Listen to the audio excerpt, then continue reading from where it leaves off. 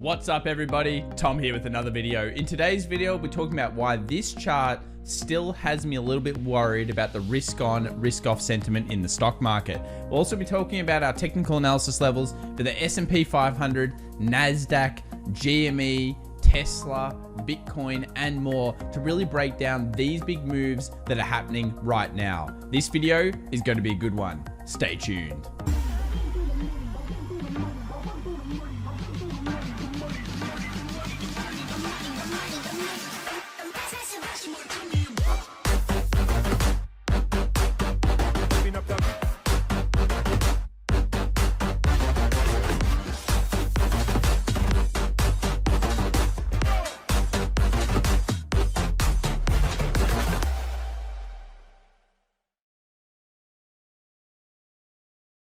All right, guys, well, as we like to do together, let's take a look at what happened in the market yesterday. And you'll notice it was all over the place through the session. We'll have a look at that more in just a second. What I want to highlight is these banks. JP Morgan, Bank of America, they were up huge. And this is due to another intervention order pretty much propping the S&P 500 yesterday. We'll go through that in 1 second. Let's have a look at the major indices. Here's what happened. The Russell 2000 was the standout. It started the weakest, showing the volatility through this particular market, and then finished strong, 2.18%. This is the 2000 small companies. Then we've got NASDAQ finishing down 0.14%, holding the line through that massive support. And we'll be looking at this support because it is such a critical hold that happened yesterday on the NASDAQ. S&P 500 and Dow Jones kind of mirroring each other. When we look at the sectors, it started bad for energy, then it became much better. And actually energy ended positive for the day. Technology was almost flat as a tack, and financials led the charge. Let's have a look why. And it's all because bank stocks are going to rise after hours as the Fed sets date to lift buyback. Little bit of potential sneaky insider trading there, potentially, I think. Notice how those banks rallied through the session, and then all of a sudden we get the Fed saying, hey, we're lifting the buyback and dividend restrictions, all the things that forced you down in the first place, we're allowing you to do it again. Now, is this good? I think it's more of a sugar rush kind of scenario. I've talked about a few times on the stream that I believe that if you have companies not investing in themselves over the next decade and just doing buybacks and these things that improve share price, it's going to cost them. And I think banks are going to have to start investing in technology and improving. Otherwise, there are newcomers to the crowd that will start dislodging and disrupting that area. I really do think that could be a thing for the next decade for the longer term. Let's have a look at the volatility index here. It dropped pretty heavily yesterday for the S&P 500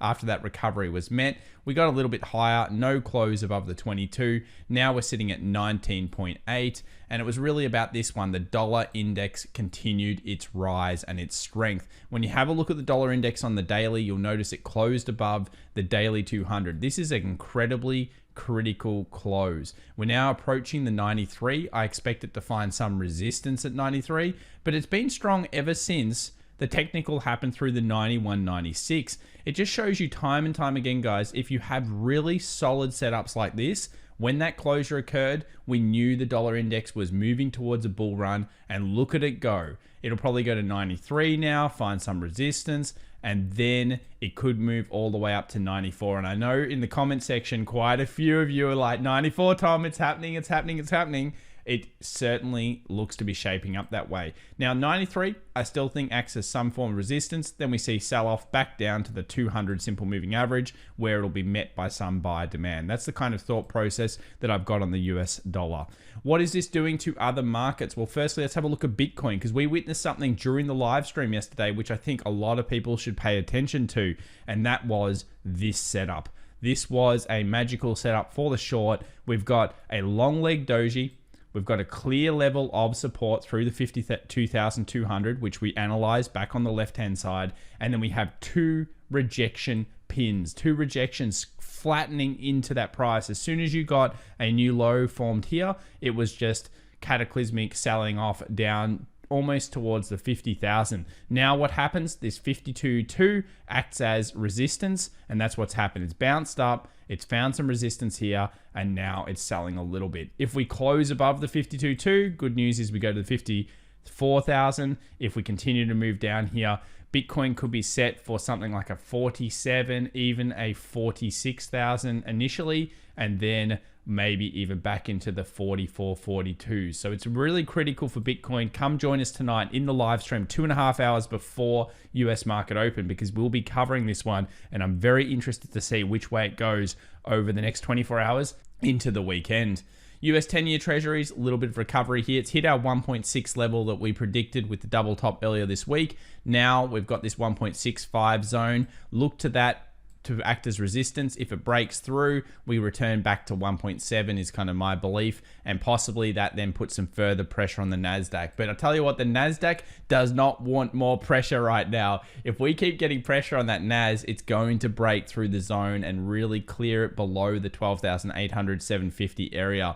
Let's go over to silver. Silver, beautiful bounce yesterday, actually in the face of the US dollar index. And a few people have been messaging me. I've got people messaging me from Australia saying the mints are out of silver. I've got people messaging me in America saying we cannot buy physical silver. There is no physical silver around. Is this story across the world? People in Europe, people everywhere else that are silver bugs. Have you been able to purchase silver? Let us know in the comments down below, because I'm seeing a huge lack of silver across the board. Great rejection here. Massive pin bar coming off the 24.50. We talked about every 50 cents matters in silver. We've now closed above the 25, and we've broken through that downward trending trend line. So it looks like for the first time, once we get through these little rejection wicks and this 20, we could be moving up in silver for a first time in quite a few weeks. Silver, possible shortage coming through across all physical bullion like we saw last year, but maybe even worse. Let's see what everyone has to say. Now, GME and AMC crowd, I know you guys will be happy. We saw some pretty big moves. 183.75 coming out from GME. Yesterday, I got to admit, I was a little scared for you. I thought we would return back to the 90, but this market is just not technical. It is based on hype, emotion, and of course, FOMO of getting through. And a lot of pumping was going on yesterday, and it really did seem to work. We're back to 183. I can't really say this is a strong resistance or support, in my opinion. It's through the 20 exponential moving average on the daily. I think the GME, while it engulfed, it looks really strong. I mean, it's up 52.69% with some post-market action up as well. It's not technical from my opinion right here. It's just too difficult to read through that. When you get to this, was 120 a strong level? Not really. I mean, 90's been the stronger level. If it falls again, look, it could make some sense. I mean, you can see here there's not much structure through there, but 173 was where I probably expected it to start finding resistance. It just powered through the zone. Hey, that's awesome. Post market here on AMC, $11 plus. Now, that would be a great strong open tomorrow. I would like to see a daily movement above, or at least a 4-hour or 2-hour movement above $11. You'll notice here the actual close is 10.94, straight off the 9er, hits the 9, bounces off through the session, hits 11, sells off a little bit. Now, if we hold above the 11, we move into the 12 again, then we can move into the potential 14 once we get through that. Look, things are looking better. Things are looking up. Congratulations to you guys, the true believers out there. I've got to say, yesterday I was like, whoa, 120. I'm thinking the 90. But yeah, it's not technical. It's just absolute beast mode engaged for these pairs. Good luck on those ones. Tesla, hey, it was looking pretty bad as well. This still doesn't look great on a chart. I mean, if you were charting this up, you would say it's just basically re-met where the previous low was over here on the 2-hour, and it's acting as resistance. Multiple times it tried to clear this level. You'll notice here, rejection through the session, rejection through the session, rejection through the session, and then now it's closed right there. Tomorrow, critical for Friday here for Tesla. Can we bull through this and just break that technical downtrend that started? Let's see what happens in the session. We'll go over to the Nas now to get a better idea. So here's the NASDAQ. Good news. Massive bounce. Look at this futures bounce back to the 12,800 level and a beautiful rejection wick. Whew, it was looking pretty scary, and it still is. Today, what we want to have happen is we want this high of yesterday to be taken out. We want a bullish close. I'll be happy anything that looks like this from the bull side. I'll be happy with anything that goes like a closure there.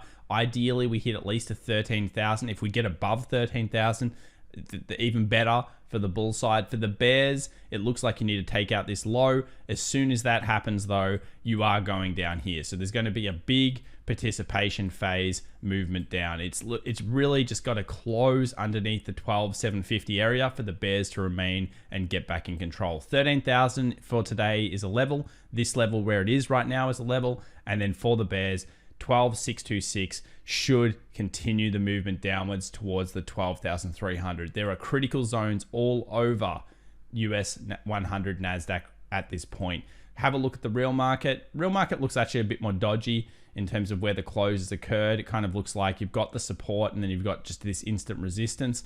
I'm going to go with the side of it was looking okay, and be considering that we actually have the futures trading at 12,822. I'm feeling a little bit more positive about it. But yeah, that's not ideal. It's not really the type of thing you want. Look at the daily here. You just notice it just come back up and it's testing it. So tomorrow, Friday session, it's still make or break for the bulls and the bears. S&P 500 fans, well, the good news is the Fed allowed the market to go back up. It's all on for finance and people were buying that quite considerably. 39.09, strong close above the 3900 resistance support area. That's not too bad at all. A follow through today would be very, very good. Let's see if we can get like a 39.50 or something close into the weekend. Let's take a look at the weekly candle here.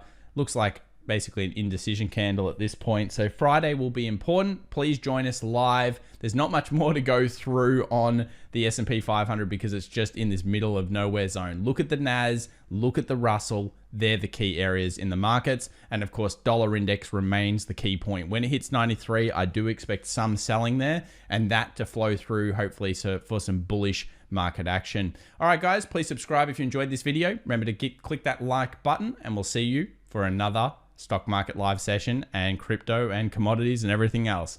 I'm having a lot of fun in the markets, guys, and I hope you are too. Good luck.